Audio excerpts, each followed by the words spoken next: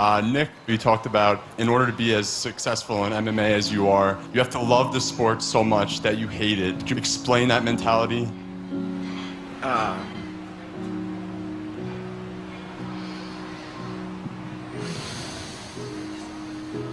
That's what that means.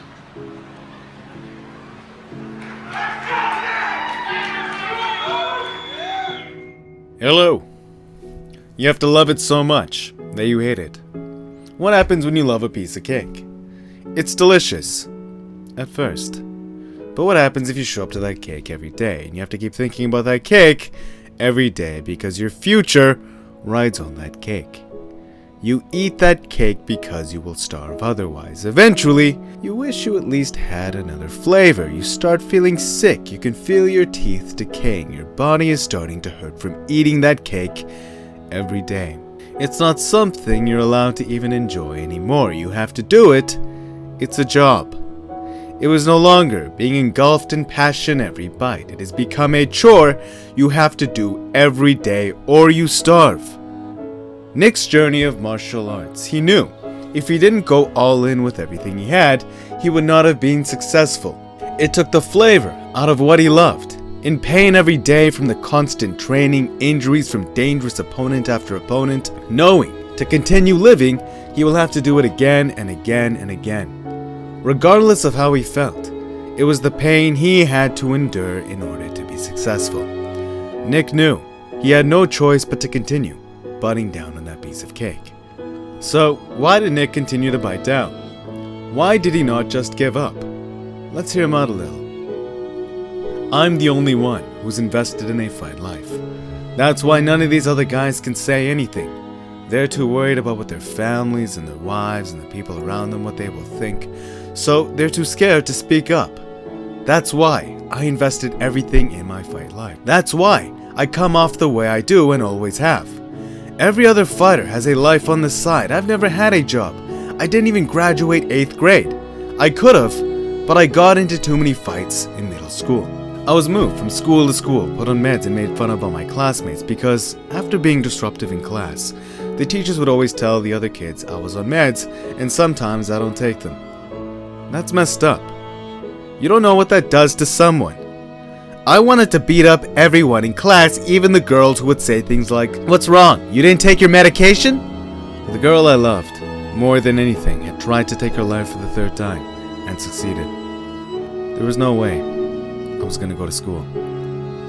I had no money, no car. I would have driven there to stop her. After that, I was grown up. It was all over. I wasn't a kid anymore. I won my first fight in the first round with a choke, and all I could think about was her. Just like when I was in school. I would run 7 miles and back to her grave just to promise her I would make it as a fighter. Like, she knew, and had told me she knew, and that she was proud of me. Martial arts was Nick's escape from a world that did not accept him, and no matter how much it demanded from his body and mind, to run forward with it was far better than looking back at the world behind him. But like anything done too often, the constant demands from that world, as Elon Musk had said about entrepreneurship, it's like eating glass and staring into the abyss. Eating glass because you're constantly having to do things you don't want to do in order to continue on your journey, and staring into the abyss because you never know when you're going to fall. That's a lot of pressure, but that's exactly why you have to love what you do. Nothing else will mitigate that level of tension. This is why following such pursuits are viewed by the mass consensus as not normal, crazy even. Why they look at you strange for believing in your passion, because along that journey, they see that tension. They see the pain it will inflict upon you on that journey, but at the same time, they don't have that spark pulling them there. Their heart doesn't light up when they think about the pursuit the same way you do. You have to be in love to chomp down on all that glass. Otherwise, as Steve Jobs had said, you won't be able to stick it out. If you wait by the river long enough, the bodies of your enemies will float by. Sun Tzu, The Art of War. And so when Nick says You have to love it so much that you hate it.